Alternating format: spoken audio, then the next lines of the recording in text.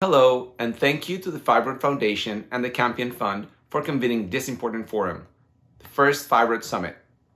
I'm Juan Camilo Arjona, Chief Medical Officer at Myovant Sciences. Myovant is proud to be a presenting sponsor of this event, and we are honored to be part of this landmark gathering, the first of its kind.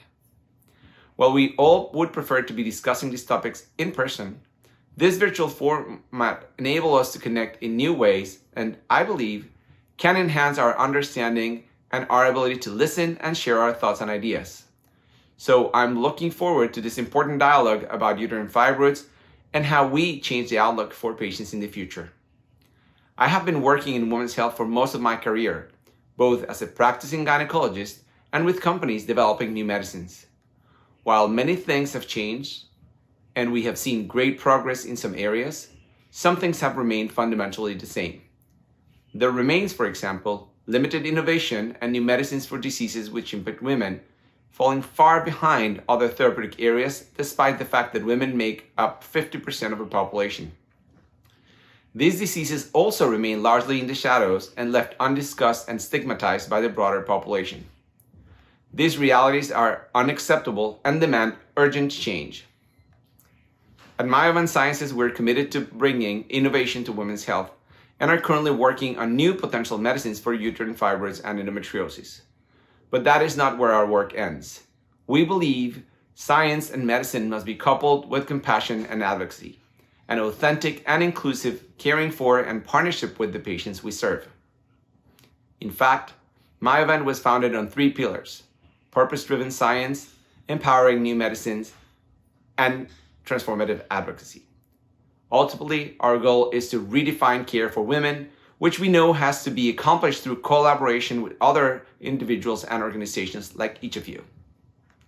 This is why, soon after starting the company, we formed a cross-sector coalition with other organizations called Female Forward Together, focused on elevating the conversation around menstruation and advocating for improved research funding and innovation in women's health. A key part of this effort is enabling women to speak openly about their experiences, free of shame and taboo, so that no one has to suffer in silence. As an example, we recently launched a video storytelling series with healthy women called Voices of Periods, in which women share their experiences with menstruation. This kind of work has helped us more deeply understand what women with uterine fibroids, for example, have experienced in their personal journeys. These insights have reinforced for us the importance of conversation between women and their researchers and physicians, pushing ahead the science that, when combined with advocacy, can create a new tomorrow for the uterine fibroids community. Over the course of the Fibroid Summit, we will be hearing from some of the world experts on uterine fibroids, including Dr. Ayman Al-Hendi, Dr. Evie Stewart, and Dr. Singh. This is an incredible opportunity for all of us to learn about the latest science on this disease. This is also a unique opportunity for all of you to raise your voices and to inform the future work of these scientific leaders. So today, I encourage you to embrace your individual and collective power to drive progress and share, to tell your stories, share your perspectives, and participate fully in this important event. It is only through openness, candor, and honesty that we begin to overcome the stigma around uterine fibroids, and in turn, enable the groundbreaking science needed to understand and treat the disease. At Myovant, we're so grateful to the Fibroid Foundation and the Campion Fund for their leadership in creating this needed forum for conversation. We are excited to learn alongside each of you over the course of the day. You have our commitment to continue supporting these activities, and together we make progress toward making a change for women with uterine fibroids. Good morning and welcome back to Fibroid Summit 2021. This is day 2 and I'm Soteria Venable, founder of the Fibroid Foundation. We hope that you got a lot out of our first day of insights into fibroid research. And today we will hear from 3 additional leading researchers in the field. We will start off shortly and look forward to your comments and questions that we will be monitoring closely. Each session will be followed by a 30-minute Q&A. So feel free to ask away, and let's get started. Thanks for being here. Welcome back on day 2 of Fibroid Summit 2021. This is such an exciting day. We have lots to talk about. We have some new ideas about possible fibroid treatments in the future. We hope that you will listen carefully, that you will think about what we're talking about, and that you will start a dialogue with all the scientists so that we can really truly move forward to solve the problem of uterine fibroids. Let's get started. Our first speaker for our day 2 programming is Dr. Wanda Nicholson. Dr. Nicholson is a professor of obstetrics and gynecology at the University of North Carolina, Chapel Hill. Good morning. My name is Dr. Wanda Nicholson. I'm an obstetrician gynecologist at the University of North Carolina at Chapel Hill. It is a true pleasure for me to join you all this morning at the Fibroid Summit. And I want to thank Sukhbir Venable and the Fibroid Foundation and Dr. Phyllis Leppard and the Campion Fund for inviting me to this wonderful event today. It's always a great opportunity to share our research and our knowledge on uterine fibroids. It affects so many women, and I look forward to sharing some updated research with you this morning. My presentation will focus on patient-centered research in uterine fibroids, the Compare-UF experience. So let me start by providing some background on Compare-UF, and let me say also that Sukhbir Venable and the Fibroid Foundation were intimately involved in this research project over its entire 5-year period. Compare-UF is focusing on treatment options for patient-centered care in uterine fibroids. This 5-year study was funded by the Agency for Healthcare Research and Quality as well as PCORI. And our goal here was to develop a nationwide registry of women with uterine fibroids. And our goal being to hopefully answer many of those remaining unanswered questions about different treatment options for women. And we primarily focused on surgical options, which you'll see as we go forward in the presentation. We know that on a day-to-day, hourly basis, that women are sitting and having conversations with their physicians in the physician office. In today's days and times, they're likely also doing it via video, and they are discussing their past treatment options, what the options are before them currently, as well as the many symptoms and how fibroids that they've experienced and the many symptoms and experiences they have had with fibroids. So our overarching goal is to understand which fibroid treatment options are most effective and what factors might influence these treatment options. I want to say from the outset that we have finished the study, and you'll see some of the results this morning in my presentation. You know, our goal is that hopefully all of us, both providers as well as our patients, that this information will help us to better serve our patients and provide better care. So in order to really have a clear understanding of the Compare-UF experience, I really want to start with our key stakeholders. You know, and many times when we're doing research, it primarily focuses on the research questions and the methodology. And this is very, very important, of course. But our goal with Compare-UF was to have a broader conceptual framework where we brought in patients, women who had experienced fibroids, who were currently experiencing fibroids, as well as researchers and other advocates to come together to help us to establish this important research project. So we reached out to advocacy groups, the life sciences industry, of course, clinicians like myself and professional societies, federal agencies, as well as healthcare payers. I want to draw your attention to the picture at the bottom right corner, because I think this exemplifies the Compare-UF experience. As you will see to the left is Ms. Sukhbir Venable, who is the CEO and founder of the Fibroid Foundation.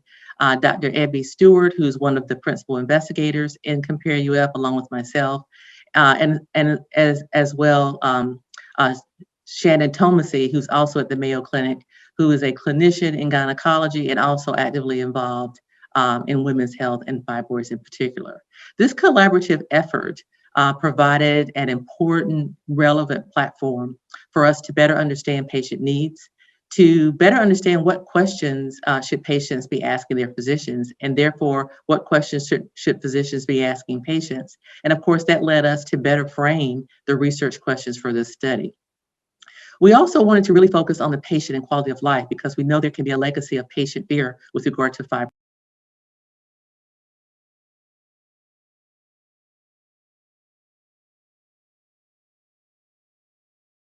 Day-to-day management of fibroid symptoms. And we know ultimately we want to be able to educate both providers as well as patients on treatment options and their outcomes. And in many cases over the years, hysterectomy had been looked at as the primary treatment surgical option for uterine fibroids. Part of our goal was to look at alternatives to hysterectomy as well. Our enrollment strategies for Campion also emphasize this important collaborative relationship.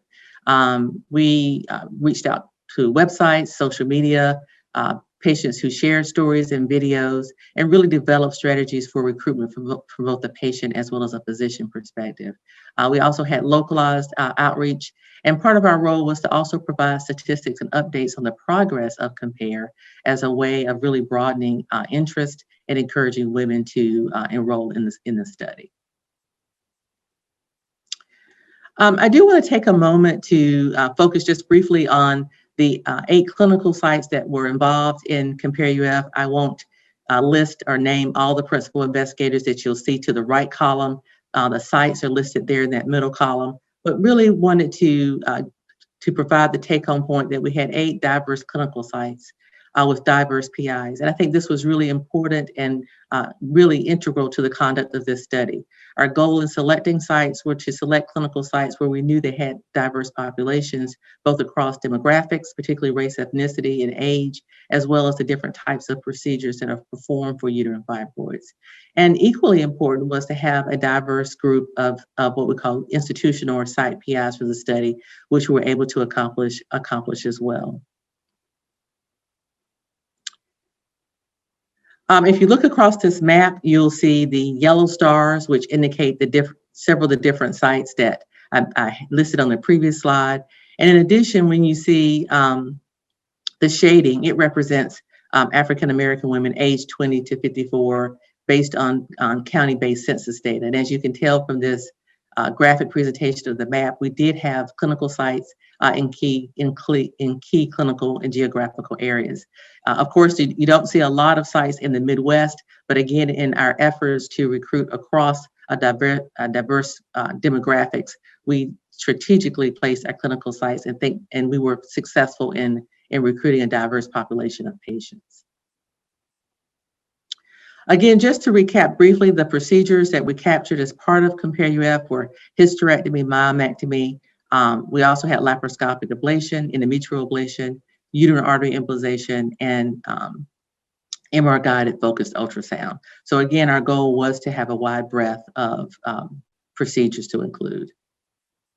I won't belabor these points. Here you can see the wide range of data that was obtained at each time point as part of Compare-UF, both at baseline when you entered the study, around the time of your procedure, at your short-term follow-up, which was 6 to 12 weeks post-procedure, and your annual follow-up as well. And then our enrollment broadly began in November of 2015, and we completed that in March of 2019. My take-home points from this slide is to show that overall we recruited over 3,000 women undergoing fibroid procedures. And a key demographic here is that given the disproportionate burden of uterine fibroids in African-American women, 42% of our patient population was Black or African-American. And as you can see, we had a wide age range. And again, you can see we also had large percentages of myomectomy and hysterectomy, roughly equal across those 2 major procedures. Let me shift gears here and focus on some of our specific data collection and data outcomes. And I will focus the rest of my talk on our outcomes looking at quality of life, symptom severity, and anxiety and depression 1 year after hysterectomy versus myomectomy.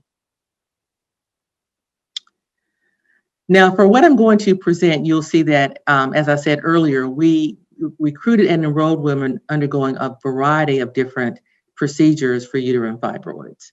However, the data I'm going to show you today primarily focuses on women who underwent either hysterectomy or myomectomy. And again, our focus is at 1 year after surgery, what are women's perceptions of their quality of life? So we had 3 goals here. One was to compare the effectiveness of hysterectomy versus myomectomy on health-related quality of life measures. 2, to ask the question, are there differences in health-related quality of life perceived by women at 1 year based on their surgical route, meaning whether they had an open abdominal procedure as their method of procedure, or whether they had a non-invasive or minimally invasive surgical route. And then our third question was, does health-related quality of life at 1 year after your procedure vary by age or by race ethnicity? Our inclusion criteria for this particular analysis was, of course, again, women undergoing hysterectomy or myomectomy. We chose to focus on women who were 30 years or older and not attempting pregnancy because, of course, you wouldn't be attempting pregnancy and also having a hysterectomy. And so that gave us then a final cohort of comparable patients. In other words, patients who could electively choose hysterectomy or myomectomy. I won't belabor this slide, just to focus your attention at the bottom. We started out with a little over 2,900 potential enrollees. In this particular analysis, we had to have several exclusions based on our inclusion-exclusion criteria that I just mentioned. And so this analysis is based on a little over 1,100 women.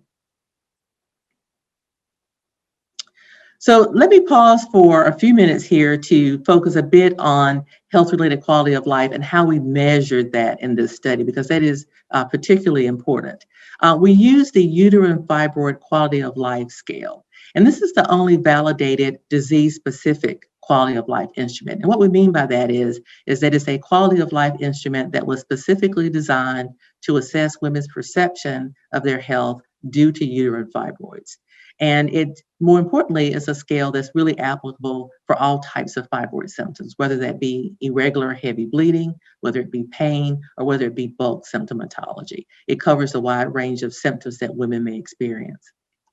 What's also important about this scale is that it has particular subscales, as you can see here, that range from concern, activities, energy and mood, control over your life, self-consciousness, sexual function, and then it ends with what we call a health-related quality of life summary score. And this is particularly important because in addition to providing an overall broad score measuring your quality of life, there are these particular subscales that really get at the concerns and the experiences that women with uterine fibroids experience daily. What's important to also understand is that with this scale, the higher your score, the better. So the higher your score, the better your quality of life. It also gives you another outcome measure known as symptom severity. How intense, how bad are the symptoms you're experiencing on a daily basis? And that correlates with lower scores. So the lower your score is, the lower your score, the less severe your symptoms. And this is important in terms of what higher score means: higher quality of life, lower score, less severe symptoms as we move to the results. We also looked at another scale, which is a generic, or you might say general scale of quality of life, known as the EQ-5D. And you can see here, it has several subscales, as well as a pain score known as the visual analog scale. I won't belabor this instrument. You will see some results from this questionnaire, but our primary outcome measure was health-related quality of life and symptom severity. In terms of statistical analysis, of course, we compared demographics across our large cohort. We looked at baseline health-related quality of life measures as well as subscales across the different questionnaires. So let me focus first on some of our demographic variables out of the a little over 1,100 participants in this particular analysis. And you can see, if you look to the left, you'll see the list of characteristics. If you look in the middle, you'll see there's a column with women who had myomectomy, 483 women, 630 women who underwent hysterectomy. And if you look to the right, you'll see some numbers that are in red. And these indicate where there were what we call statistically significant differences between the two groups. So you can see, if you look across the different age categories, they did vary widely between women undergoing myomectomy and women undergoing hysterectomy. with a younger age group, more of a younger age group electing myomectomy. If you look at the bottom of this table, you'll see the racial ethnic distribution across the two procedures. And again, that number of less than 0.01 in red lets us know that there were statistically significant differences in the racial and ethnic distribution with women undergoing myomectomy and hysterectomy. And so you can see there was a larger percentage of Caucasian women undergoing hysterectomy compared to African American women. If you look at myomectomy, you'll see 42% were Caucasian and 40% were African American. So similar percentages across those two racial ethnic groups undergoing myomectomy. And this was somewhat of a surprise statistic for us to see in the general literature. Usually you'll see rates among higher rates of hysterectomy among African American women. We didn't see that largely in this population in the Compare UF study. Just briefly, I'll mention that we also, again, looked across these two procedures with regard to what the surgical route was. And again, if you look to the left here, that's whether you pursued this procedure by the abdominal route or by the minimally invasive or laparoscopic or robotic route. We also looked at what we call total fibroid volume, meaning the volume of uterine fibroids, your uterine volume, and also the number of fibroids that were measured at any preoperative ultrasound. And again, to the right, none of these numbers in terms of the p-values are in red here or highlighted. So there really were not any statistically significant differences between these two groups with regard to their surgical route or the overall volume of fibroids or number of fibroids for women undergoing hysterectomy or myomectomy. In terms of our what we refer to as our multivariable analysis, we did use a technique known as propensity scoring. And I won't spend a lot of time on propensity scoring, but simply to say that in this large prospective cohort study, where you did have some wide variations in demographic characteristics, it is really important to use propensity scoring as a way of being able to really adjust for those differences, to make sure that at the end of the day, we are doing a comparable analysis between groups. So let me walk you through our key analyses and key outcomes and data that we found and looking at how women were doing 1 year post-procedure. If you look here on this slide, this particular outcome is we're focused on, again, health-related quality of life scores at 1 year. And remember, as I said earlier, the higher your score, the better your perception is of your quality of life or how well you're doing. And what we're going to look at here is how the scores varied overall for the entire patient population, and then also look at it according to route of procedure. And if you see here in the area that I first have in a light blue block, you'll see if you look overall, you'll see myomectomy and hysterectomy here, and you'll see at baseline, the health-related quality of life scores were roughly equal between the two groups, women who were planning myomectomy and women who were planning hysterectomy. If you then look further to the right or the middle of this slide, you'll see that both numbers went up. So women who underwent a myomectomy went up to a quality of life score of 81.8, almost 82. And those who underwent hysterectomy had a quality of life score that increased up to 93.2. So roughly for both groups, whether you underwent myomectomy or hysterectomy, you had an increase in your health-related quality of life score of about 40 points, which is important to see and an important and incredibly important improvement in your perception of how you're doing. If you look further to the right, you'll see in this forest plot or forest graph where we have compared how much better someone did undergoing hysterectomy versus how much better someone did undergoing myomectomy. So if you see that green block to the right, it means those who underwent hysterectomy did somewhat better. If you see the green block to the left, that means those who underwent myomectomy did slightly better.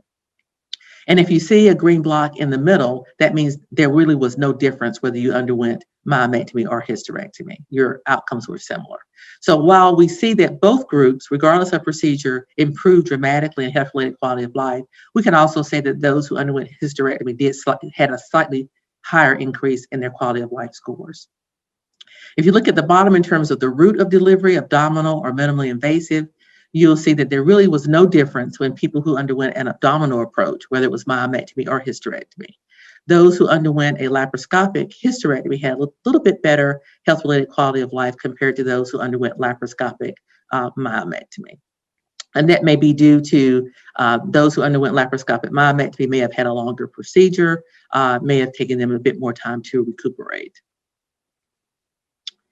And then here, when we look at these same scores across age and race, if you look at the top, you'll see 3 age categories. And you can, first of all, I want to show that regardless of your age category and regardless of whether you underwent myomectomy or hysterectomy, your quality of life scores improved. You'll see they range from 40 to 50 at baseline, and then they increased into 80s to 90s at 1 year follow-up. So an improvement across age groups, an improvement across whichever procedure that you had. Again, those undergoing hysterectomy had a slightly higher increase in health-related quality of life scores. But again, our take-home point is that regardless of which procedure you chose, women reported that their quality of life had improved.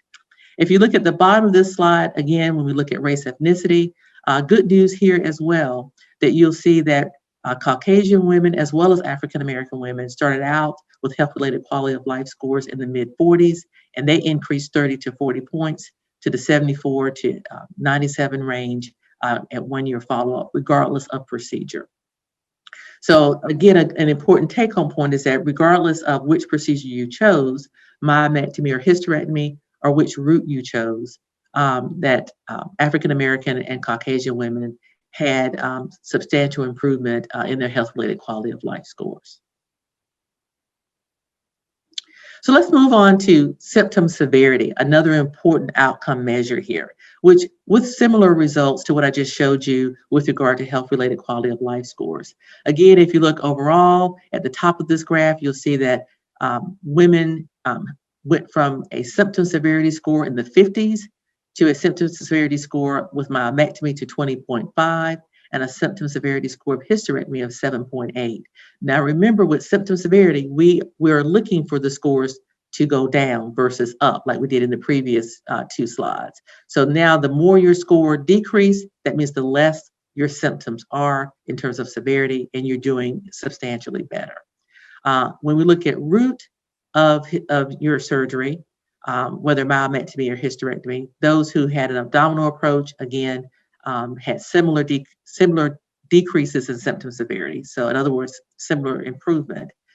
Those who underwent minimally invasive procedures, again, had a decrease in symptom severity with slightly more of a decrease in severity among those undergoing hysterectomy versus myomectomy. And then again, let's look again across age and race. Again, looking at symptom severity, if you look at the top of the slide, you'll see that regardless of your age category, if you go from baseline to 1 year follow-up, and regardless of whether you had a hysterectomy or myomectomy, your symptom severity scores substantially decreased, meaning that your symptoms substantially decreased. And again, slightly more improvement in symptoms in those undergoing hysterectomy. And then again, when we look at race ethnicity, we see similar decreases in symptom severity for Caucasian and African-American women. Now, what's important, I think the overall important take-home message here is that, again, regardless of which procedure that you undergo, whether it's myomectomy or hysterectomy, and women have different reasons and rationales for selecting myomectomy or hysterectomy, the important take-home point is that both groups improved dramatically in terms of health-related quality of life, and their symptom severity decreased substantially. While our analysis does show that for each of these outcomes, there was a slightly higher improvement among those undergoing hysterectomy, that in by no means indicates that women should undergo hysterectomy rather than myomectomy. So I want to make sure that I emphasize that our data is not intended to show that or does not intend to imply that. Women, along with their providers, need to be able to choose which procedure best suits them at that time in their life. And again, the important take-home point that they will have improvement in symptoms regardless of which procedure that they choose.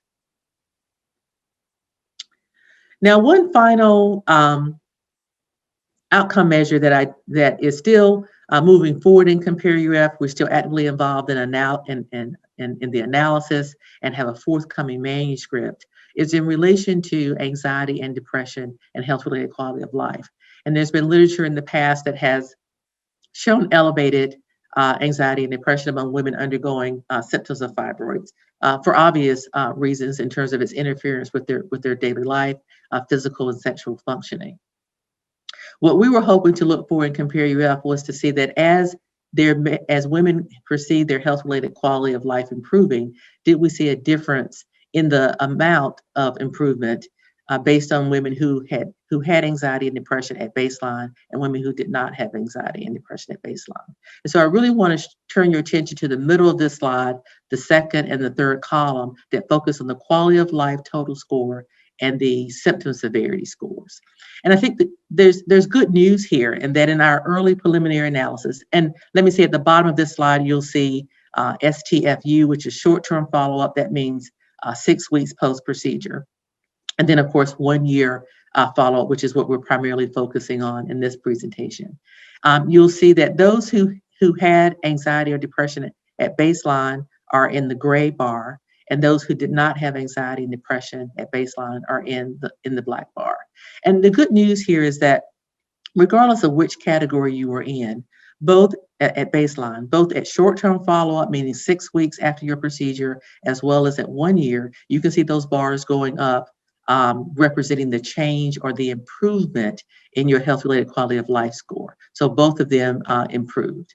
Similarly, if you look to the right, you'll look at symptom severity. And again, we're looking for symptom severity scores to decrease. And we see that here in both groups. So if a woman had a history of anxiety or depression at baseline or did not, both groups had substantial decrease in their symptom severity at short-term as well as 1 year follow-up. So our early analysis is showing that within these two groups of women, that even among those who've had a history of anxiety and depression, that they are having similar improvement in their perception of quality of life and symptom severity at 1 year. So let me just quickly close here with what our take-home messages are from our data thus far. We know that health-related quality of life and symptom severity are both substantially improved in patients undergoing either hysterectomy or myomectomy. While I mentioned earlier that hysterectomy patients may have slightly greater improvement in outcomes compared to myomectomy, and that occurs regardless of age or race, again, both procedures result in an improvement in these outcomes, and it's important for women to make the choice that fits them. Important to note that symptom severity, again, can improve with both myomectomy or hysterectomy. And finally, that symptom severity and health-related quality of life can be reduced among those who've had a history of depression or depression symptoms or anxiety at baseline. Again, as we showed in our analysis, there's no differences in health-related quality of life or symptom severity between women who undergo an abdominal approach, whether it be hysterectomy or myomectomy. And so again, what can women and their clinicians expect at 1 year post-procedure? I think the take-home message for women and their providers is that we can expect that regardless of their procedure, that women will show an improvement in their health-related quality of life, they'll show a decrease in their symptom severity, and that regardless of whether they had anxiety or depression at baseline or not, they will also experience an improvement in health-related quality of life and a decrease in symptom severity. And also another take-home message that although women who, again, may experience better symptoms undergoing a minimally invasive approach, that again, the surgical approach that is decided upon should be made between the physician and their patient. What's coming up next for CompareUF? I'll just simply list here. There's a series of ongoing manuscripts that we're working on. So more analysis, more outcome measures, more knowledge to come that we will be publishing, but also publicizing to the general public and to women. And thank you so much again for the opportunity to speak with you today. I'll close out here. And again, I'm open in the question answer session for any questions you may have. And again, a thank you to Dr. Leopard and to Soteria Venable for inviting me this morning. Thank you again. Hello. Hi, Dr. Nicholson. Thank you so much for that wonderful presentation. It was very informative. Good morning. And again, Soteria, thank you for inviting me to join the Fibroid Summit today. Oh, it's our absolute pleasure for you to be here. You provided so many great insights. I wondered if we could start by just talking about the uniqueness of the Compare UF study in terms of the dialogue between patients and clinicians, because that doesn't happen very often, correct? You're exactly right, Soteria, and I hope that came through at the beginning of the presentation. I really felt that it was very important, so important to really emphasize the Compare experience. And I think it was an exhilarating experience for both the patients, the advocates such as yourself that were involved, as well as us as the clinicians and principal investigators. It really was a partnership, a collaborative effort, and truly needed in the field. And I think proved again how much better we can do research when we're informed by patients that we see, by women who have had these clinical experiences, and by advocates such as yourself who can inform the process so substantially. Well, thank you for really contributing to that effort. It was my absolute pleasure. It was definitely a game changer for me personally and for us as an organization to be able to participate in that really groundbreaking study. And I know from working on that study that your leadership at UNC was really a game changer. Also, your enrollment was just amazing in terms of getting women to participate in the study and caring for them throughout the study. And I think it's important to really kind of focus on the level of care that women should be able to expect that makes them really comfortable to seek treatment. And so I just wondered if, as you were leading your clinical site, if there were things that you really had front of mind as you guided your team through your success at enrolling and caring for so many hundreds of women throughout the study?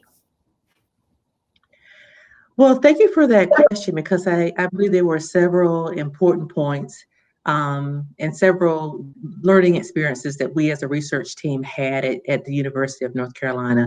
You know, first and foremost is that we take care of a large number of women, both locally as well as across the state of North Carolina with uterine fibroids.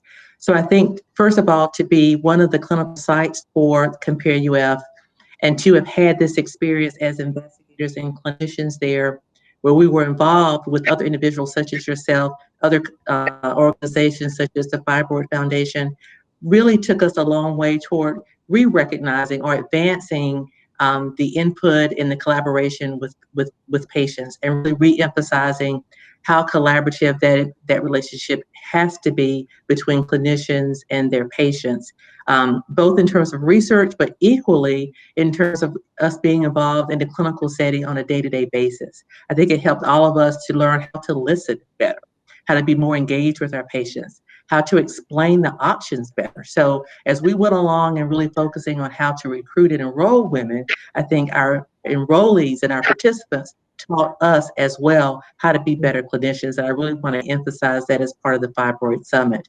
Let me also just give a shout out to all the women who participated at the UNC site, because the participants made us the success, helped us to reach our goals. Without them, we wouldn't have been able to do that. I want to say also is that we did put out several strategies to encourage enrollment. We actually were on a couple local TV stations talking about the study and how important it was.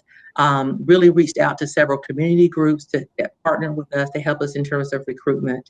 And one of our goals here at UNC was to recruit a substantial number of African-American women. We know that African-American women are so disproportionately affected by uterine fibroids. So it was really important for us to be able to really lay the groundwork for them to have an opportunity to really enroll and participate in this research. And that was very gratifying. And again, I just want to say thank you to all of our participants. That's wonderful. It truly was just a wonderful experience. And I know that your team was just so responsive and so helpful whenever we had an opportunity to interface with you. So thank you for that. So you referenced the quality of life scoring frequently in your presentation. And I'm just trying to put on my patient's hat, wondering how can our listeners do kind of determine or evaluate their own quality of life? Because I know as a patient, when my quality of life would decrease due to heavy menstrual bleeding or pain, it's not always an immediate thing. Sometimes it's gradual. And then we kind of adapt to feeling poorly and kind of just manage month to month or day to day. And what are some of the ways in which we as patients can monitor our quality of life and or seek a quality of life study or take the questionnaire ourselves, requesting that perhaps through our provider? Do you have any recommendations there?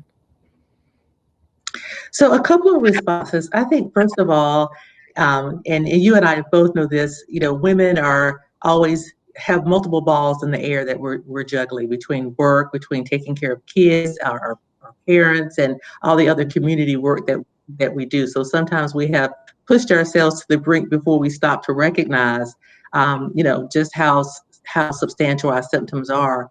So I think again, as part of being a PI in the Campion study, it's made me reach out more to patients that I see to really encourage them, monitor your symptoms, at minimum on a daily basis. Are you having the same level of energy that you had in the past to be engaged in those activities that you enjoy? Whether that be exercising, whether that's communing with other friends, whether that's being active with your children, whether that's other community work that you do, reassess on a daily basis or even on a weekly basis to reflect back on your energy and your level of engagement, and whether you're walking away from more days being satisfied or dissatisfied with how you feel. So definitely a time to focus and self-reflect on how you're doing. And this is going to be very important for when you do come to your appointments with your physician, because you'll be in a better position to be able to really describe to them in detail, what's changed about your lifestyle and your daily activities, and which is essentially your perception of your health-related quality of life. Your provider is going to need to know that information to better engage in a shared decision-making process with you. I would say number two is that the health-related quality of life scales are not difficult or take too long to complete. So they certainly can be a tool that can be used in clinical practice that you can request from your provider. They're also available online as well that you could use as a guide to better judge how you're feeling. That's incredibly helpful. And perhaps we can post that on the website too, the quality of life survey. You mentioned that there were lower rates of hysterectomy in the study in African American women or women of African descent, and that's not something that we frequently see in other studies. And when you said that, it made me wonder, if perhaps that was a result of the fact that the participants in the study were given all treatment options available. And I wonder, I kind of reflected back to our time of designing the study and making sure that, and that was a focal point of ours, to make sure that the registrants in the study did have an entire host of treatment options made available to them as participants in the study. And education is so key. And I wondered if you could just speak to the need for women to have access to at least the information and education about treatment options that are available to them in their care, and how you might perhaps approach that in your own practice and with your patients.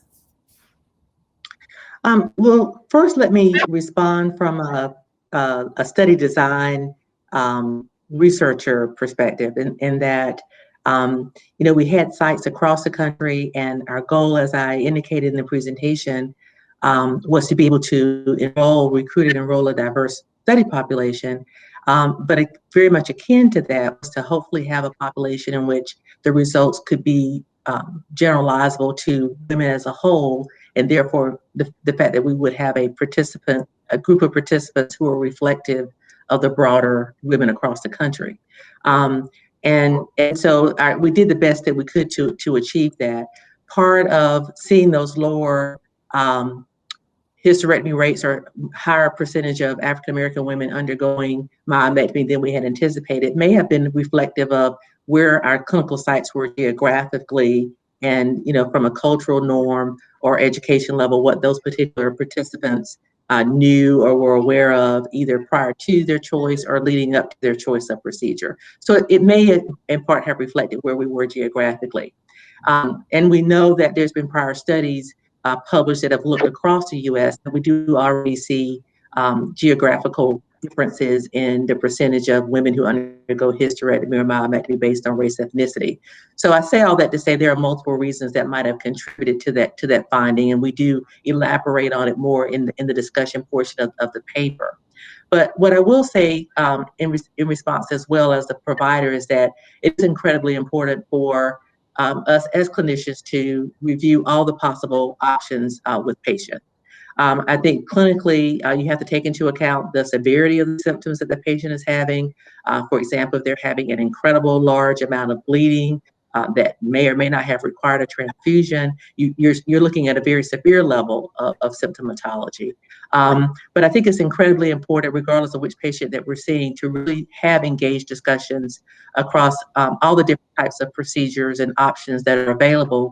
And then again, that's a crucial step in engaging in shared decision making with the patient, so that you both can land at an option for care that is going to be responsive to the patient's needs from a medical perspective, but also be responsive to sort of what their preferences are. I think akin to that is also for our patients to hopefully be as informed as they can be coming into their appointment. Have questions written down to ask your provider, so that you can get all of your questions answered within that short visit that we all are so aware of when you're coming to see your provider. That's incredibly important. And one of our goals as investigators of care is to try as much as possible to translate our results, not just to the research or clinician community, but to the community of women at large, so that they have knowledge and are more empowered when they do come in for their visits with their physicians and other providers. That's really helpful, and I couldn't agree more. I'm so glad that you touched on anxiety and depression, because those are definitely emotions that women experience when they are struggling with the hormonal changes around uterine fibroids, the pain, the adjustment to daily behavior, and feeling uncomfortable sometimes in public situations because you're afraid that you might be bleeding through clothing. And I just wondered if you had any feedback for our listeners in terms of just taking care of themselves and sharing that information, or not being afraid to share that information with their provider in terms of seeking help and care and support. Mm-hmm. Well, thank you for that question. And Sateria, that's such an important point. It gets back to, again, your health-related quality of life. And if you're having substantial bleeding or pain or the bulk symptoms of pressure, that's a key, is interfering with your daily life and your daily activities. And having the anxiety and stress associated with that, whether you may have an accident at work, you have the energy necessary to fulfill all the requirements of your job to maintain your same level of productivity. These are common sentiments that we hear from patients across the broad spectrum of the workforce. So regardless of what you're doing as an employee, you want to do it to the best of your ability. And there are many times when the symptoms of fibroids interferes with that. And that can certainly put you in a cycle of anxiety and depression, not just simply about whether you may have an accident that's a real stressor that can be long term. But also, can you function at the level at which you want to function?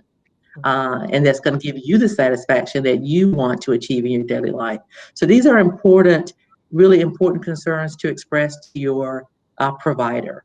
They need to know what your concerns are, what your mood is, whether you're experiencing anxiety and depression associated with these symptoms. So it's not simply just looking at your volume of blood loss or what your complete blood count results are. Those are important medical objective findings, but they have to be balanced with how you're feeling. And I think that's a very important point, take-home point for our listeners today. That is wonderful. And as you're talking, I just wanted to maybe just kind of expand on one of the great collaborations as an outtake that I saw from Compare. I remember when we talked about blood draws for one of our continuing studies, and I asked if we could reduce the vial size because a lot of times women come in and they're anemic, and if they have to have several blood vials drawn, they may feel worse when they left than they did when they came in. And as a result of that, we had a great conversation, all of us, the entire team, and the vial size was reduced for that particular study. And I think that that's just an amazing example of patient-physician collaboration. And I just wanted to share that with our listeners to kind of give them more of an insight to some of the ways that we really, worked to bring a new perspective out of this study. And for the clinicians who are watching as well, I think that as you were speaking, Dr. Nicholson, one of the overarching thoughts I had was compassion. You work from a place of compassion, and I think that that's so critical to our community and any community. When you're treating people and to help them to feel better. So moving on to the 1 year post procedure, I thought that data was really, really significant. And I'm hoping that it will. Do you find that patients, after they've had the 1 year procedure mark, have like relaxed, or because they're feeling better? Is there a change in their mood, and are they happy that they had the procedure overall? Can you speak to any of that as well? Because we get so many requests or questions about fear around treatment. Well, I think 2 points. I think that I am an N of one physician, but my experience is that by the 1 year mark, clinically, in terms of what I see, is that patients are feeling better. The patients who've undergone hysterectomy, of course, the uterus is gone, so there are no more cycles. And following up in that time period, usually their blood counts have returned to normal. So certainly concerns they had previously around about fatigue or tiredness or weariness have resolved. And certainly their worry about their cycle, how heavy would it be? Would it come at an irregular time? Would they be wearing white clothing versus dark clothing? So those stressors have certainly totally resolved for the patients who underwent hysterectomy. So I think definitely improved at 1 year. I think for my patients, I would say clinically, who undergo the myomectomy, I think they also have improvement in their symptoms. But I will say, and I didn't have an opportunity to show this specific data as part of the presentation today, but we know that from our other results through Compare, that patients undergoing myomectomy can still have some concerns or some worry around bleeding, because of course the uterus is still there.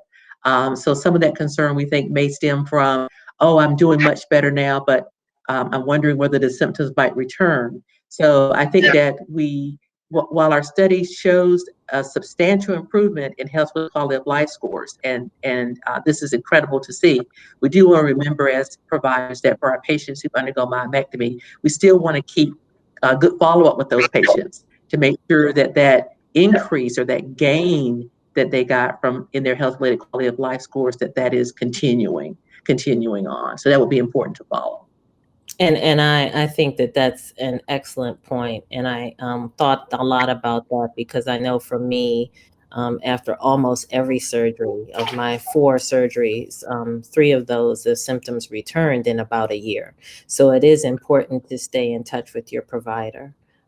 So Dr. Nicholson, I'd like to thank you so much for joining us today, for sharing your insights and the research, and we appreciate you greatly, and we look forward to continuing this dialogue. I feel that you've really helped us tremendously today, so thank you so much for being here. It was a pleasure. Pleasure was all mine, and thank you again for inviting me. I hope that you've gotten a lot out of the presentations thus far today, and you don't want to miss this last one. Our final presenter will be Dr. Sony Singh. Dr. Singh is a professor of obstetrics and gynecology and newborn care at the University of Ottawa in Ottawa, Canada. Dr. Singh? Thank you so much for having me involved in this wonderful Fibroid Summit. Thank you to Soteria from the Fibroid Foundation, the Campion Fund, Dr. Leppard, for involving me. This is wonderful. I'm going to focus on individualized evaluation and therapies, the future, and where we're going to head from here.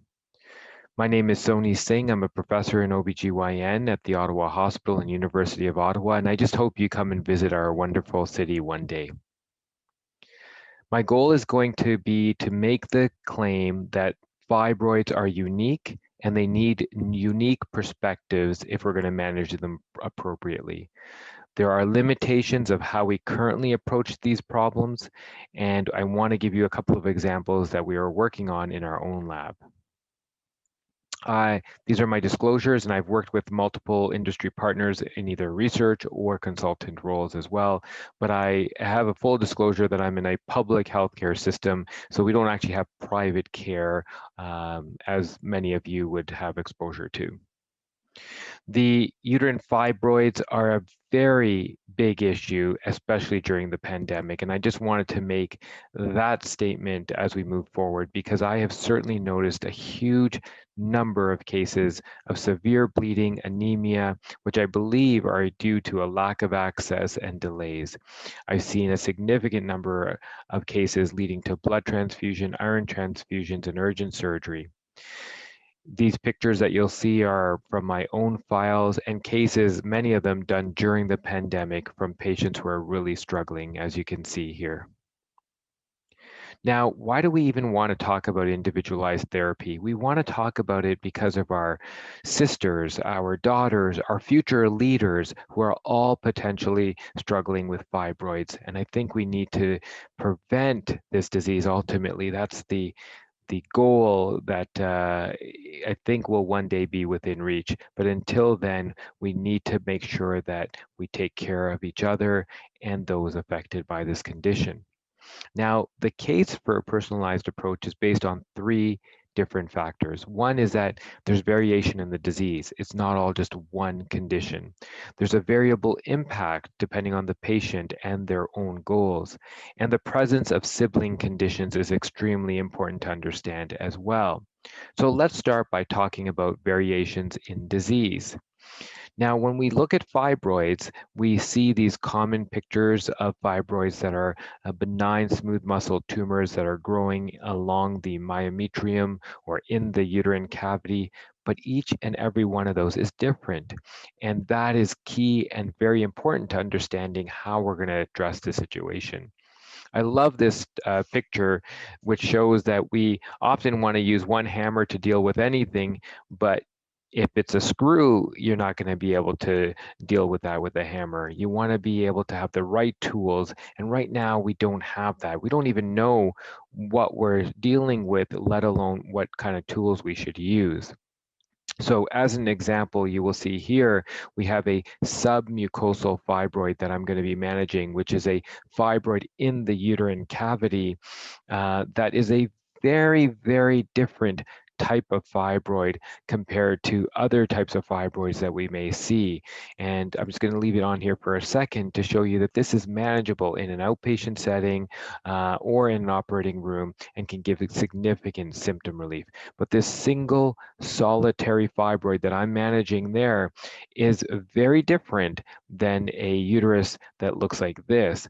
And this again is a patient who's given us permission to share her story, but you can see that this uterus, it can't even be seen because the number of fibroids that are there is huge and numerous. So overall in this patient, we took out 68 fibroids to save her uterus.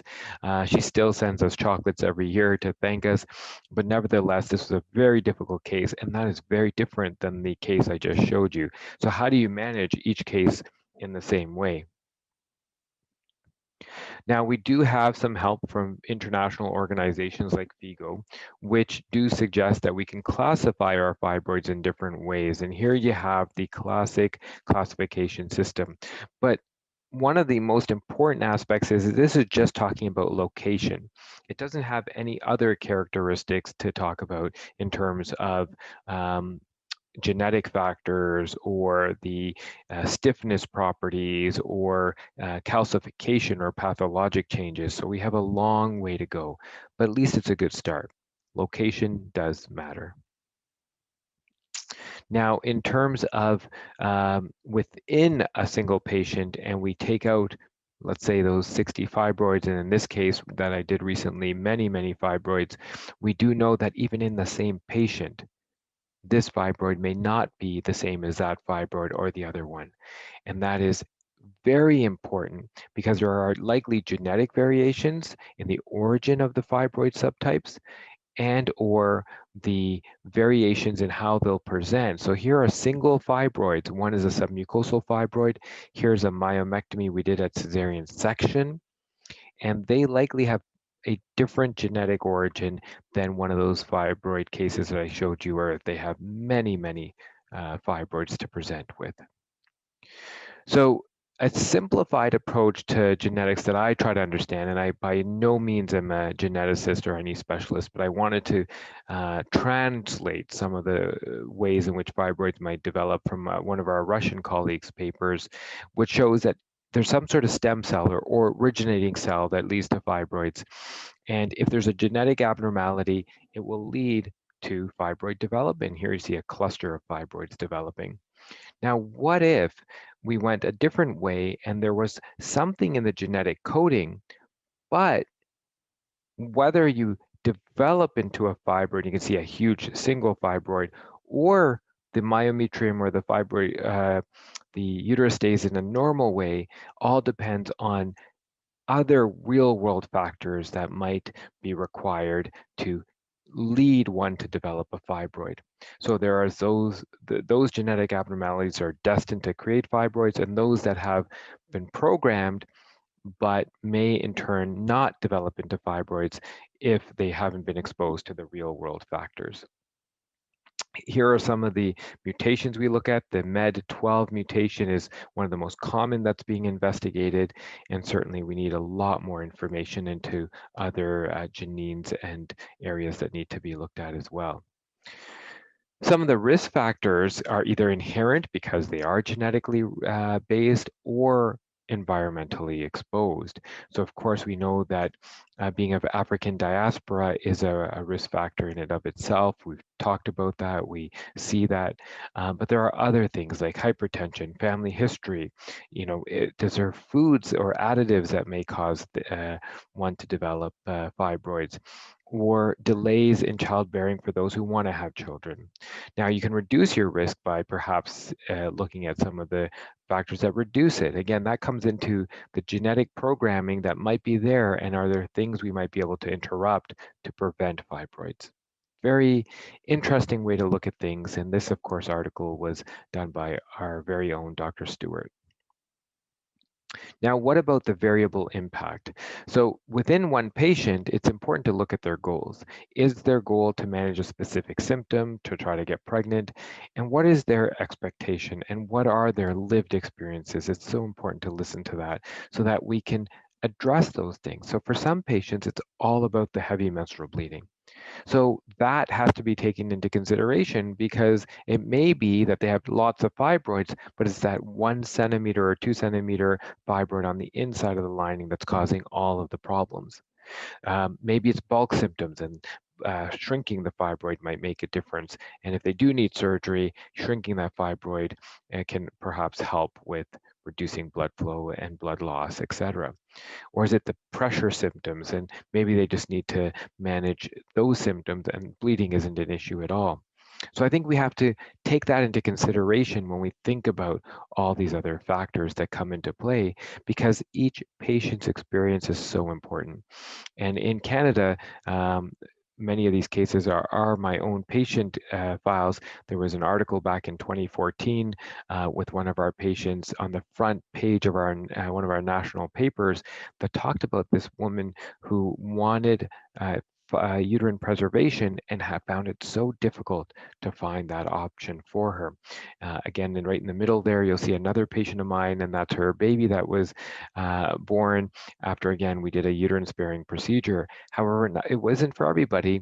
And so we have one of my patients who's more perimenopausal, who was managing with symptoms, and has written a book called Flow Fighter as well, which we got to help edit, etc. I don't see any royalties from that, FYI, so please go take a look at it, but it's more just to educate patients. Now, finally, we need to look at the sibling conditions that exist with fibroids that we really haven't been managing and taking a look at, because when we want to personalize it, we need to know, is the disease of fibroids associated with endometriosis?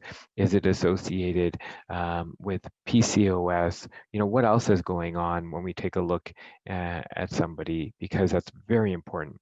And so here's your classic chocolate cyst material. That's what it looks like when we're inside an abdomen.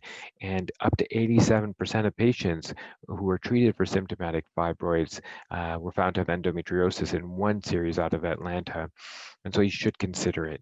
And definitely it is something that I consider all the time. And in fact, I was taught early on that the two don't go together. And we certainly know now that that's not true at all. And of course, there's adenomyosis, which can occur anywhere from 35 to 80% of the time, which is a swelling of the myometrium with the same glands and tissues that would normally be in the endometrium, but they can cause significant burden of disease, sometimes confused with fibroids. But we need to know that that patient is different than the one who just has a fibroid or just has endometriosis, and we need to look at them differently as well. So again, I hope I've been able to make the argument that you can't just manage everything the same way. There are too many factors. We need to make a unique plan for everybody. And I just had a patient yesterday talk to me to say, you know what, all of the people she knows have fibroids have done well. They didn't need surgery, but her situation was very unique with a hemoglobin of 6. So anemic, she needs her bleeding controlled. And we needed to intervene, and we will intervene very quickly to help improve her care. And that's because her situation was different than the situation of her friends or other people she may have talked to. And we can't just paint everybody with the same approach. So what can we do to look at personalization, and are there opportunities for improving that? So our group, just to give you some examples, is looking at imaging as one of the ways in which to improve personalization. Now, I did wonder whether I should include this as a big part of this discussion point, but I believe that imaging, and we've done our own research here in Canada, is very poor when it comes to fibroid identification, localization, and understanding. So I just want to show you how important it is that we understand that transvaginal ultrasound is widely available, accessible, and should be available to help in fibroid diagnosis. And that when you want to know if the fibroid is involving the cavity and contributing to bleeding or infertility, saline infusion ultrasound should be widely available. And in our country, and I'm sure around the United States and around the world, it's not. we should make sure that this type of approach, where a little bit of fluid is put into the cavity, and then you can see if the fibroid is within the lining of the uterus, so you can go ahead and proceed with a procedure. Along those lines, 3D ultrasound should be available everywhere now as well. Again, it's a single button that you hit while doing a transvaginal ultrasound, and then you render the pictures. But take a look at that picture. It's beautiful, where you can really see the uterus. The bright white is the lining of the uterus, and then you have that dark circle at the very top, which shows me that there's a submucosal fibroid that is invading into the uterus. And that really helps a surgeon make a decision, or an interventionalist, as to what the next step would be. But again, these aren't crazy innovations. They're just not widely available. So let's try to make that happen for people. And again, that was the example with the submucosal fibroid that we talked about, where we're going to excise that fibroid under vision because we did the 3D scan. Now, MRI is commonly used along with ultrasound, and we use it for surgical planning, especially when we get over 3 or over 5 fibroids as well. But it's not going to be widely available, but if we have it, we're going to use it. And so in this case, you can see this massive uterus on MRI. So you see that bright white on that one image, and there on the other image you can see all those black spots in the uterus, and she has multiple fibroids. And generally we talk about the 3 most relevant fibroids, but we really want to get a better understanding. So what we did in our group to take that MRI to the next level is we thought about the opportunity to do 3D printing. So MRI imaging that we then render and segment. We're using engineering techniques and principles, and then we can actually have this beautiful 3D picture that we can turn and look at to plan surgery. And finally, we have a model that allows us to look at where the fibroids are. And we have a lot of hesitation as to whether this is going to be useful or not. But can you think about this, that we use this for hips, we use it for the heart? Why wouldn't we start to harness this technology and research for uterine fibroids, which are the most complicated types of pathology because of the heterogeneity I talked about? And here's another example I just want to show you of a uterus where we got the 3D rendering. What you'll see is that that purple stuff is adenomyosis. And then we have the blue on the outside, which is the blood vessels. Look at all that blood flow going into the uterus. And then the big red balls are the fibroids. The grayer over outline is the uterus itself. But here, when I go in, if I could see this type of picture in my mind, I know that this patient's got adenomyosis, she's got fibroids. Where's the lining of the uterus relative to everything? You know, that makes sense to me as a surgeon to plan and think that way, rather than just going in and hoping for the best, which is what I was taught. You know, we can't do that anymore. And that is part of the innovation, I hope, the personalization, that every patient who has a uterus with fibroids, you know, has access to better imaging. And one way we can harness that is through 3D printing. This was actually our first 3D printed model we did there. You see the uterus up top with all those fibroids. And then that was our first printed model below that you can see. And we've gotten a lot more sophisticated since then. And here's another model, which you can see with all those red fibroids there. We've actually split it and have magnets to hold it together. And that blue in the middle is the lining of the uterus, which we want to preserve if we're going to do a uterine sparing procedure. So lots of opportunity to be innovative and think differently, because each uterus is different. Each person's case is going to be different. So here is a case where I'm going to just show you us using 3D printing. And this patient had multiple uterine fibroids, where a research nurse has got the uterus there next to the case. And we're going to plan our incisions accordingly. And you can see us doing a myomectomy, which is one approach, and closing it. But we're constantly looking at our models to be able to tell where we need to go and how we're going to approach things as we move forward. So there we go at the end, closing everything. But great tools and avenue that I hope we can use in the future. So another example we are working on for imaging to personalize care is something called ultrasound elastography to characterize the stiffness of the uterine tissue. And that we are working with an engineer, a physiotherapist, there's gynecologists, and our postdocs and our PhDs to ask ourselves, is each fibroid the same? And I've told you it isn't, but how do I tell which fibroid is different? And one way we can do that is by looking at ultrasound and assessing the stiffness properties with that same type of machine we examine the fibroids. And we're hoping that that can help us predict which fibroids will respond to treatment, what kind of treatment will work, which fibroids might actually not be fibroids, might be adenomyosis or a cancer.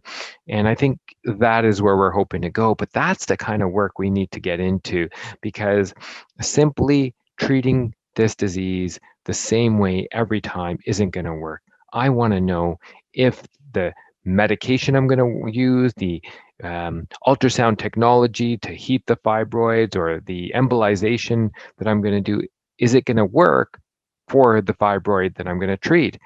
And so that's where we're working. And this just gives you an example of the fact that there's so many different types of fibroids, and we're going to be looking at the stiffness, because we feel that each fibroid has a different property depending on how much collagen it has, how dense it is, how much changes it's gone through, such as necrosis, which it's dying, and how the medical therapies can work on these different types of fibroids, and whether we can predict what's going to come out of that all. And so finally, here's a picture of what we would see for stiffness. And you can see a normal, healthy uterus on the left side. Yeah, and then on the right side, you see a fibroid hanging out at the very top there. She's not symptomatic, but that change in color versus where the normal uterus myometrium is shows the change or difference in stiffness. And that's what we're hoping to show as we can predict, which ones are fibroids, and then ultimately looking at whether that can be used clinically in the future. Now, ultimately, with all of the stuff we're doing, we want to link the imaging to the histology, to genetic mutations, to other pathologies, to response to treatment, so that we can ultimately have a better understanding of how to personalize things. So that in summary, this huge uterus with multiple fibroids, my dream would be that that patient, before they even get there, would have had a patient-specific, fibroid-specific, goal-specific choice, so that the patient gets the right choice for that patient at the right time in their life. And may I dare to dream, but I think that's great. But ultimately, this young girl deserves to have a good quality of life and not wait until she has 20-centimeter fibroids. Can we use some of that personalization to do imaging or testing or genetics early in life to ultimately prevent the disease progression, to do something different rather than just trying to come at the end of the day to manage things once they become a problem? And that's a whole nother lecture. But for now, I'm hopeful that we get started and ultimately we'll go there one day. So I think there's significant heterogeneity amongst fibroids and patient presentation. I don't think one size fits all approaches are going to work anymore. I think it's behind the times, and anybody who develops a therapy should be thinking about who it'll work in best and how to apply that. And we should prioritize this level of investigation and approach as we move forward. So thank you again. I do hope you visit us in Ottawa, and I look forward to your questions and comments. Thank you.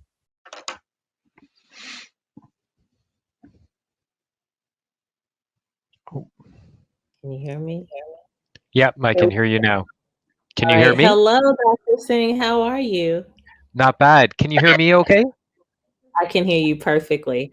I could just hug you for that presentation. And I'm a fan, but it's so important to me because I think the crux of your presentation really focuses on the level of care that women need and they don't always have access to. And I know you're a very gifted surgeon, but there's so many things that you touched on that I would really like to highlight. One was the 3D model of the uterus, and I'm going to kind of pair that with the uterus with the 68 fibroids, which is out of this world amazing that you were able to help that woman.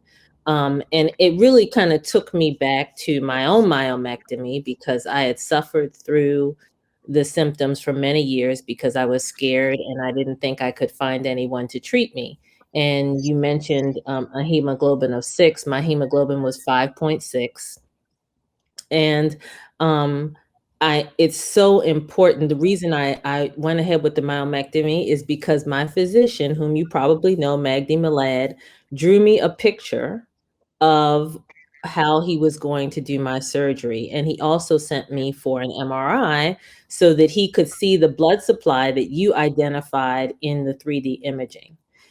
So can you just speak to our patients and actually our clinicians? I think we all, the perspective of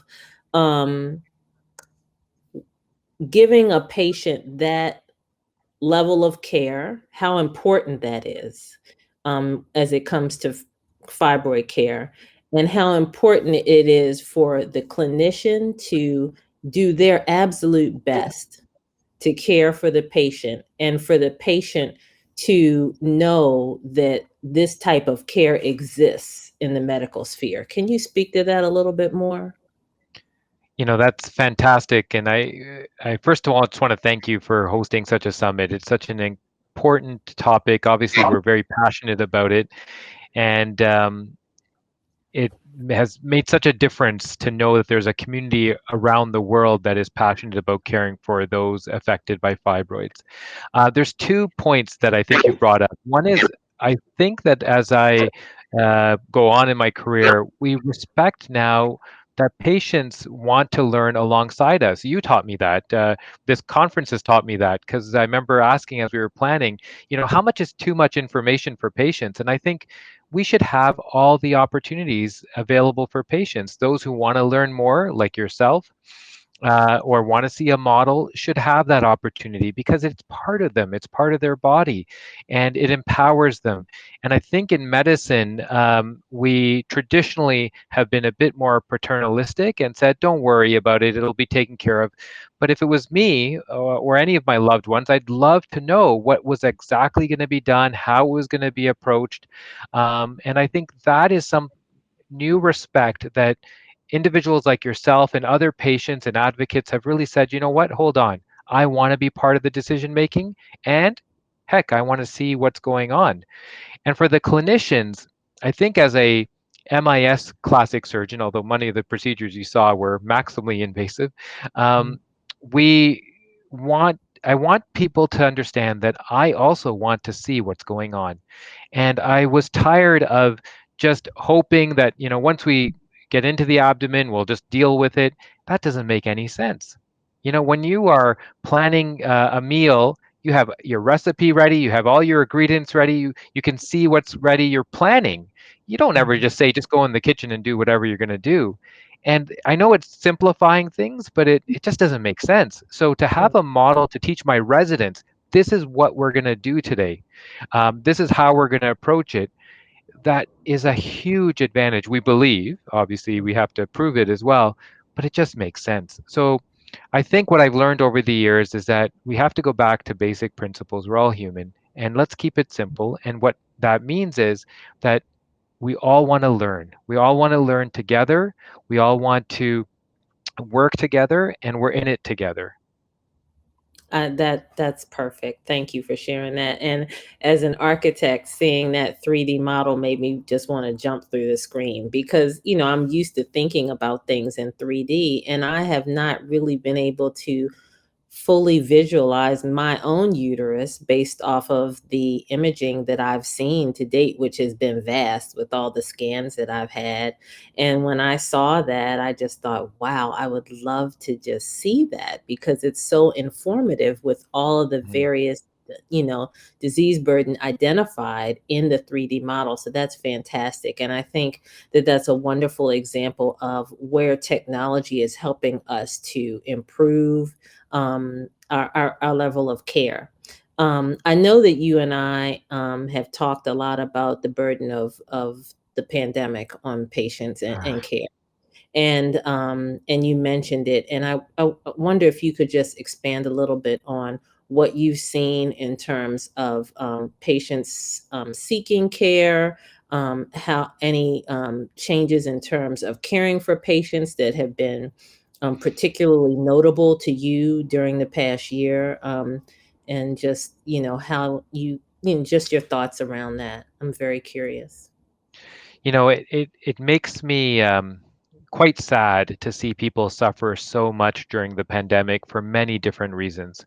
But those with uterine fibroids have been dealt a really, really rough card.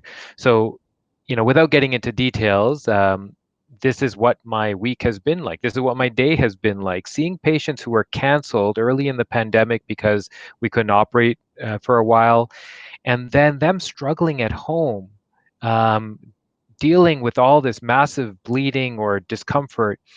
And when we finally get their blood work done, seeing that they have a hemoglobin of 6 or 8, and I talk to them now and I say, I am so surprised that you can function. And you've talked a lot about, losing concentration and not feeling yourself. And when I tell them, look, once we get you on the right path for therapy, you're going to be a totally new person, because you're working at half the blood count of what we would expect. And I've had these conversations honestly every single day.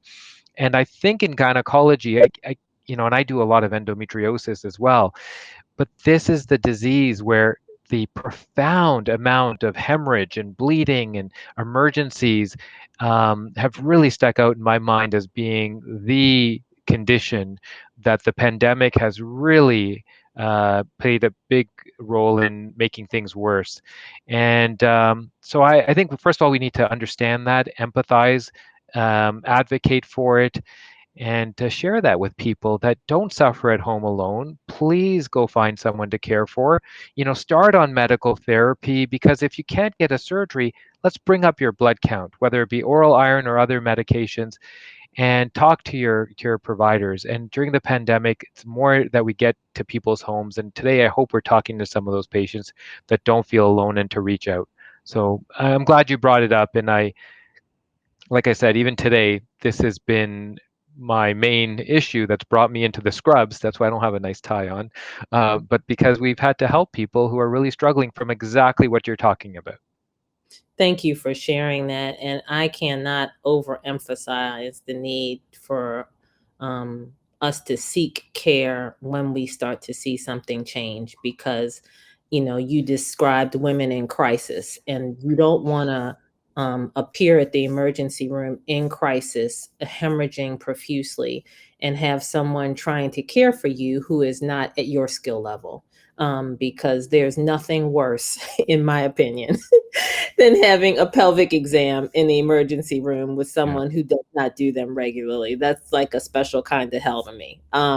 So you really want to get ahead of your symptoms and have someone monitoring them along with you and caring for you. So I just wanted to kind of bookmark that point.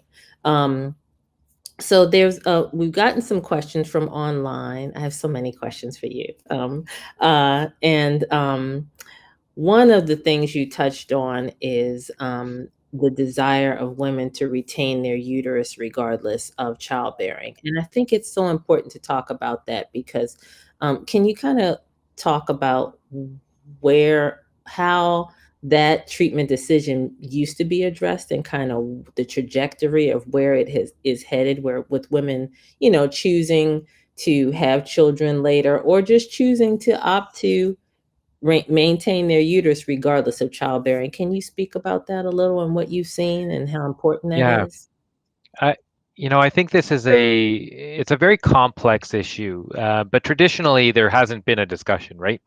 Really, hysterectomy was the ultimate solution to all of the problems related to fibroids. But as we move forward, we realize that people and individuals are going to be engaged in the decision-making process and have the right to talk about it. So I want to maybe give a message to both clinicians and to individuals. I think for many clinicians, this can be very tough because, and just thinking about personal experience of just recent conversations where patients would tell me, my friends have fibroids, but a medication took care of everything and they didn't need surgery. They didn't need any of this other stuff. And that's why this personalized talk is very important. Everybody's situation is important. But I think what I'm hearing, because of your feedback from all the people who you've worked with, is that people just want to know what their options are. So I think that's important to lay out that if you've got a 1 centimeter fibroid that's causing all your issues, that can be managed very quickly, safely without a hysterectomy. But you need to know that, or other alternatives. Okay, now let's go on the clinician side. And I think if you don't mind, I want to share that clinicians have also dealt with moral distress and moral injury during the pandemic, where they've had to see patients suffer, and we personalize that a lot. When I see a patient, I talk to them as though they're my sister, my daughter, or a loved one. And when I see them suffering with blood count of 6 or 5, which again we see all the time, we really feel that pain and we want to have a good solution for them. And what I think has happened that if you're in a community setting or you don't have the experience, but a hysterectomy is going to cure them, that's where I think clinicians' hearts come from. I want to make you better, and this is what tool I have. What we have to do is empower them to have access to more options or subspecialists they can refer to. I hear it often, I had to do a hysterectomy on this patient because your wait list was too long. So I think when I look at it from the clinician's perspective, I do want to acknowledge that it is tough working with limited resources and what we've got. But as a community, we all have to improve. We have to fight for more access so that when that patient is in front of you and says, are there any options? That clinician can say, yes, there are. And here is who you can talk to about uterine artery embolization, MRI-focused ultrasound, or minimally invasive options, or a hysterectomy, but perhaps in the best hands because it is such a complicated case. So in summary, I think we should definitely talk about it, but understanding that for certain patients, the goal is uterine preservation and it's possible. For other patients, it's not possible. But what I've heard is to balance the two is let's at least have the talk. I want to know that I've had all my options. And at the end, if you tell me I can't preserve my uterus because I've got such a bad condition or possibly some really risky things happening to my kidneys or other organs, then I'm okay having that, but at least I had that discussion. Is that fair? I wanted to just balance the two sides. Absolutely. And I think it's so important because it reinforces the need for patients and clinicians to be able to have an open dialogue. And that's why we developed forums like this one and our fibroid talks, because I think it's important to have the conversation outside of the exam room. For many reasons. One, people are more relaxed, they don't feel as vulnerable, which, it's challenging to really address all of your needs in the exam room. And so and your perspective from the clinicians, or the clinician perspective that you just shared, is one that I really hadn't heard before. So I think it's really important. It's very helpful. I think that when we do have an opportunity to have these conversations, that's when we make forward progress. We had a question that come in from online, and I wondered if you could provide some clarity for us. I'm going to put you on the spot a little bit. I know you can handle it, Sony. There was a discussion earlier about hysterectomy being the only 100% effective solution. And I wonder if you could just kind of clarify that as a data point. I think that was more of a data point than as a treatment recommendation. And could you just provide some clarity around how scientifically or statistically we may look at hysterectomy as completely curing fibroids because they no longer exist? That does not make it the only treatment option. Could you just elaborate on that a little bit, please, to help clarify it for our Yeah. listeners? You know, and I think that's why the dialogue is important. I think before I answer that, I think one thing I do encourage, and maybe a bit controversial, is if you need to find a practitioner who is willing to dialogue. And if there ever is confusion, call them back and say, hey, you know, can you just clarify what you meant? And people should be willing to have that dialogue. I never want to go to a clinician for my own healthcare who says, you know, this is the only option I have, and I don't. If you have any other questions, I'm not going to talk to you. That is wrong. So please talk to them. Now, going back to the hysterectomy is the ultimate answer. I think what we've learned is that it really depends on what the metric is. So in that patient who has just a simple example, a type 0 fibroid that's 2 centimeters or 3 centimeters in the uterine cavity, the ultimate solution is not a hysterectomy to me. It's actually removing that fibroid 100%, and I've solved the issue. So the metric there is, have I managed the symptoms associated with the fibroid condition? Yes, the heavy periods may still be there. There may still be adenomyosis, but I don't think we asked the right question. And I think the other thing is that many of us who study and do research only see the really tough cases. So I'm thinking about my 68 fibroid case, or, you know, all the really complicated cases. But at the end of the day, we can't just paint everybody with the same brush. So I think in conclusion, the metrics aren't proper when we say that there is only one ultimate solution, which is a hysterectomy. It's really, what is the question, as Dr. Stewart had said. The question is, can you improve my bleeding due to this one fibroid? And if I've removed it completely, I've done my job. And if the bleeding is still there, then I'll still manage it in different ways. But that is the ultimate solution for that case. So I think it really depends on how we approach the question. So I think you're right. We should challenge that the hysterectomy is the only option. Now, having said that, there are caveats. So emergencies, malignancy, and that's where I think the more you can educate others and we can educate others, then there's that understanding. Look, if you've got hyperplasia or endometrial cancer, then yes, that is the solution, because we have to do it. But those kinds of conversations have to happen, because most people don't know until you talk to them what are the conditions that are underlying it. Again, a lot of it is miscommunication. I'll stop there. No, that's perfect. Thank you for that clarity. I really appreciate it. Another question that we received was, are medical therapies a substitute for surgery? So again, I think, you know, it's funny, whenever you see, here's another clinical tip, I guess, or a real world tip. Anytime anybody promises you that there's only one way to do anything, you got to have some caution, right? Like, really, is it really true that surgery is the only solution for all of your problems, or there's only one medication? And if you look close enough, I don't think anybody should really be saying that. And you have to sort of understand that everybody has what's right for one plan or two plans, and the backup plan, I always tell people, that is right for them. So medications don't substitute for surgery, because that patient who needs surgery, right? But medication may complement that. But in another patient, medication may be the solution, because it may depend on what they're going through. And I'll be very honest, if we're allowed to do that during the summit, I think that's what you want. There is a lot of push to say, what is the motivation of clinicians to do their job? I want everybody to remember that at the end of the day, we're just people like everybody else, and I just want to really help my patient at the end. So what I do is I offer all the options, and then they say, what would you do? And I say, for my sister or my daughter, this is what I think would be best. But you know what? It's your choice at the end.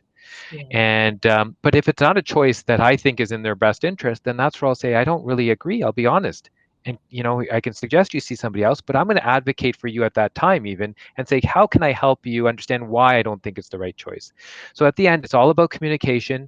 And no, there is no one single surgery. There is no one single medication or intervention that is a cure-all. The marketing issues may make it seem like that, but when you and I have that conversation, we know that you are an individual, you need a personalized approach. I feel like I want to applaud after that response because, when I was considering my myomectomy, I had suffered for a while. I had one failed surgery. I had another surgery, a hysteroscopy that was successful, and I was suffering a lot, and I was enduring just really bad symptoms. And my physician said, "Satiri, you need to stop living like this." And it was like a bell went off in my head, like that really emphasize the importance of me needing to take some action to eliminate or address, what I was experiencing. So I appreciate that perspective greatly, and I think a lot of women that will resonate with many folks on the call. And so I want to kind of transition into, you really touched on something incredibly important, which is we really want to try to address this for future generations. I know through our work, we are trying to reach women in college age, late teens, because we know fibroids develop then. I believe mine developed then, even though I hadn't been formally Yeah. diagnosed. And so, can you touch a little bit on when you said sibling conditions, which is also very important? I thought when you said sibling at first, I thought you were going to talk about this kind of genetics within families, which that could relate to. But you touched on endometriosis and adenomyosis. But could you kind of speak to the need to really educate? Or the need for education so that it does help other generations and girls earlier, because we know that they are impacted earlier by a lot of these conditions. I do have to just make, again, if you're okay with the dialogue and discussion, the sibling was a very purposeful change as well. I do want to comment, and I don't know where everybody stands with this, but I do want to just to stop and identify that I changed that word from what I used to use, which was sister conditions. And I still actually have said that today, where I talk about sisters and daughters, but there are others who don't identify with that terminology. So that's why I actually use sibling conditions, just so you know. And I want to make sure we're inclusive and understanding of that situation. So I'll try to be as good as I can about that. Now, in terms of young individuals, I don't think we've talked enough about the idea of acting on the disease early enough and dreaming the big dream of prevention and managing things early. We really are talking about, maybe because we're just so far behind, just treatment once things are really bad. And so I think that knowledge early on will be important, but what are you going to do? So you got to give education on how you can treat the symptoms, but how are you going to improve care? So I think at the end of the day, this is a huge area that I can't wait for us to start looking into and saying, you know what? If we're looking for the cure for cancer, if we're looking for how to prevent other medical conditions early in life so you don't suffer, then it's fair that we attack this issue the same way in young individuals. And in the meantime, do exactly what you're doing: educate, empower, acknowledge, and get early treatment to see if we can prevent some of those problems later on. Does that answer your question okay? Absolutely does. Yeah, I think it's huge too, to identify as early as we can, to start having the conversations to empower, our youth around their own personal care and health care. So that was perfect, spot on. I have a question. You mentioned adenomyosis. Um, Oftentimes, adenomyosis becomes an issue along with uterine fibroids. Yeah. Some it's confused with other things because it can also cause heavy menstrual bleeding. Can you define that a little bit more for our listeners and kind of let them know what that is exactly? So so adenomyosis, just in summary, is where glands and tissue similar to what's in the lining of the uterus is now stuck in the wall. And every month, when an individual has their menstrual cycle, that stretch and that bleeding within the walls can result in severe pain, heavy bleeding, and then it shrinks afterwards as well. but you know what? It's one of the most understudied conditions, yet so common. We do see it quite commonly in those who don't have any symptoms or complain of symptoms as well. But in medicine, I don't think we've talked about this enough with the Fibroid Foundation. Maybe you have through your other encounters, but clinicians are often surprised. Oh, I didn't realize that there would be adenomyosis on top of the fibroids or an adenomyoma instead of a fibroid.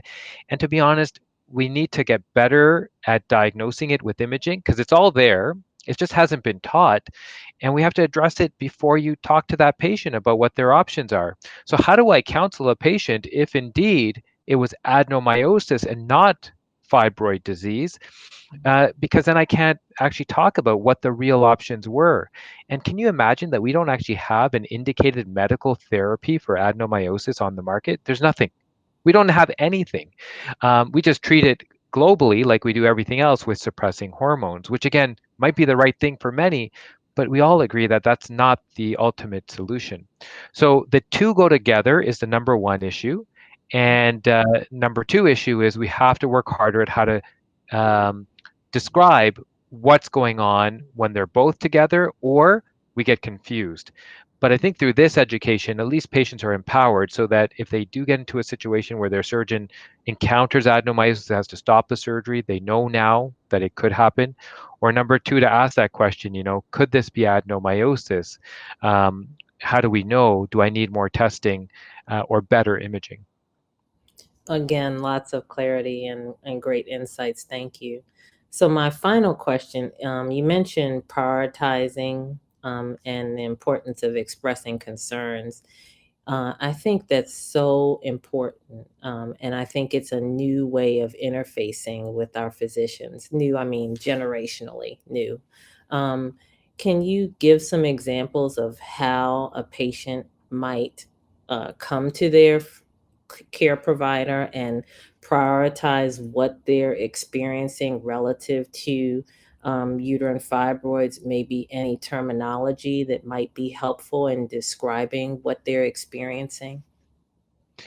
That's I have to be careful because I'm never going to tell a patient how they should do an encounter. But what I would say is that I encourage dialogue and discussion in a respectful manner. And, with life, as we all get older, unfortunately, both of us are going to get older, is to understand that that person across from you is an individual. So whether you're the patient or the clinician, and to respect that they have feelings and that they want to help or that they want to receive help. And I think what happens when I come into a clinical room, sometimes I see such barriers that have been put up because of bad interactions with multiple physicians or care providers in the past. And I've had some patients who are just so upset and angry, and we have to break down those barriers and let them know, you know what, I want to help. What can I do to help? And that's a good way to start the dialogue. And if patients, I hope, again, I can't speak for them in this situation, can also assume the best of their clinician, that they want to help, but they may not have the tools. So when you do go have a nice discussion with your clinician and you have options they may not be aware of, share them. I encourage that. Did you hear that down the street that they've got this new approach? What do you think about it? And I would hope as a clinician, I would say, this isn't a threat about my knowledge. This isn't judging that I'm a bad doctor. This is somebody who I want to work with and say, no, I haven't heard about it. Let me look into it, or can you give me information? I've had patients come with huge binders of information for me to look at. And I remember recently we had a conversation with a patient who was really upset after my interaction because she spoke with one of my teammates and said, I was really upset that you were not going to honor my request for whatever it was. And I remember after we had that discussion afterwards to say, and it came down to understanding each other. And I think we both said, you know what, I appreciate you calling me to clarify, and vice versa. I appreciate that you were willing to listen to my needs, is what that individual said. So I think that is where I would say, please speak up, but it's all about respect. And, that person you're seeing for the first time as a physician doesn't know your whole journey, doesn't know your history. And for the clinicians, remember that that individual has had years and years of struggle. And treat them I know this sounds so simple. Treat them as how you would want to be treated or your loved one would want to be treated. And I think we missed that amongst all the other crazy social media stuff going on. We missed that we are people first and that we have to talk to each other like that. I hope that's helpful. And I want to demystify some of that stuff that we assume. I could not think of a more perfect way to end our conversation and our last presentation for today. So Dr. Singh, you brought to the table exactly what I thought you would, because I think you're spectacular. So thank you so much for all that you do and for being here today. We really appreciate it. Thank you for all of this, and for the people who put on the summit as well, yourself and the foundations. Incredible work. I'm so proud to be part of this, and I just can't wait to see how much this will grow. Thank Take care. you. Here. Hi, Phyllis. Wonderful 2 days, I think. Hasn't it been amazing? I'm just so pleased that, this information is now available to a huge community. And I just definitely want to thank everyone who has watched. It will be made available later for sure. And it's just been an amazing experience. What did you think, Phyllis? I thought it was terrific. One of the things that I began to think about is the need not only to reach out to women who have fibroids and to the general public and to Congress to educate them about the need of funding, but we really need to think about how we train medical students. And, that's such a very important issue. And that I think is our next sort of work that we have to do, because they're rushed. The tendency right now in healthcare is see more patients and have all these rules and regulations. That's to be hard. And we don't have good access for patients. I was thinking about what happens to women that live in rural areas where they can't get the doctors who can give options. So we have a lot of work to do in terms of how we teach medical students, how we get them out into practice, how we really visualize healthcare. And I think we also have to work on how do we educate physicians who are pediatricians or adolescent medicine people. As they see younger people, they're going to see the teenagers that are the people that we really talk about in terms of prevention. And the studies that are being done that show that fibroids form earlier in life than we thought, that's so important. And I'm hopeful that there were a number of clinicians and scientists that were listening today that will think about these issues. And then the other thing that struck me is that we finally realized how heterogeneity is so important here, and that all fibroids are different and all patients are different. And we can't just treat people, the same. And that's a wonderful thing. And so I'm very pleased that we've had this conference, pleased that we could have this dialogue, and hope that we will continue. I couldn't agree more. And when you talk about women in rural communities, I just want to say to our listeners that if you're in a rural community or if you're in a country where you're experiencing societal pressures to conceive and having difficulty, culturally dealing with heavy menstrual bleeding, we see you, we recognize you, we hear you. We do get your messages, and is definitely a priority for us to try to provide as much education and information as possible to assist you. I also, speaking of education, and we talked a lot about research, would like to mention that the fibroid bill is hopefully going to be reintroduced into Congress next month. And for all of our listeners, we hope that you will help us in seeing that bill come to the finish line, because it would provide $150 million in uterine fibroid research at NIH, which we desperately, desperately need. the funding and research for this health concern should match the community that it impacts, in my opinion. And there's a lot of work to be done, but I think collectively we can make that happen for sure. And I also want to close by thanking you, Phyllis, for your partnership in this effort. It has been an absolute delight to work with you.